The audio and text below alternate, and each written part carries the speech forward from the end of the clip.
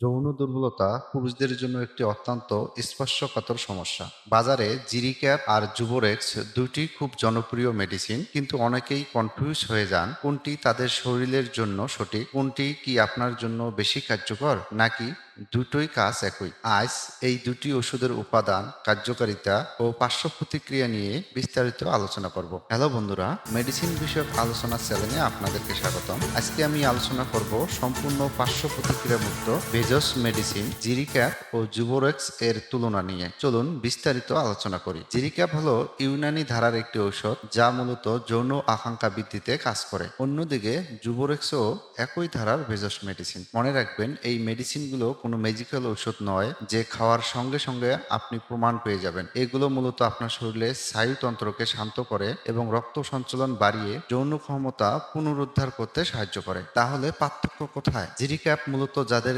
দীর্ঘস্থায়ী দুর্বলতা আছে তাদের রক্ত সঞ্চালন ঠিক করে শরীরের শক্তি বাড়াতে কাজ করে। অপরদিকে যুবোরেক্স মূলত কাজ করে দ্রুত বীর্যপাতের সমস্যায়, অর্থাৎ সহবাসের সময়কাল বাড়াতে। এর উপাদানগুলো স্নায়ুতন্ত্রকে নিয়ন্ত্রণ করতে সাহায্য করে। তাই যদি আপনার সমস্যা হয় শক্তি বা দৃঢ়তার অভাব, তাহলে জিরিক্যাপ ভালো কাজ করবে। আর যদি সমস্যা হয় সময় কম পাওয়া, তাহলে যুবোরেক্স কার্যকর হতে পারে। মনে রাখবেন, ভেষজ ঔষধ মানেই এটি নিরাপদ তা নয়। ডাক্তার বা বিশেষজ্ঞের পরামর্শ ছাড়া এগুলো সেবন করা বিপজ্জনক। অনেকের ক্ষেত্রে দেখা যায় পেটে অস্বস্তি, বুক ধড়ফড় করা বা মাথা ব্যথার মতো সমস্যা। বিশেষ করে যাদের ডায়াবেটিস বা হার্টের সমস্যা আছে তাদের জন্য এই ধরনের ঔষধ সেবন করার আগে অবশ্যই সতর্ক থাকতে হবে। বন্ধুরা, আপনার শরীর আপনার সবচেয়ে বড় সম্পদ। জিরিক্যাপ নাকি যুবোরেক্স, এটি বেছে নেওয়ার আগে আপনার সমস্যাটি আগে বুঝুন। ডায়াবেটিস বা উচ্চ রক্তচাপ থাকলে ডাক্তারের পরামর্শ ছাড়া যৌন উত্তেজক ট্যাবলেট খাবেন না। আপনাদের যদি নির্দিষ্ট কোনো সমস্যা থাকে তবে কমেন্ট করে জানাতে পারেন।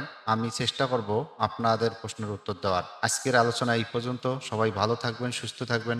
ধন্যবাদ সবাইকে।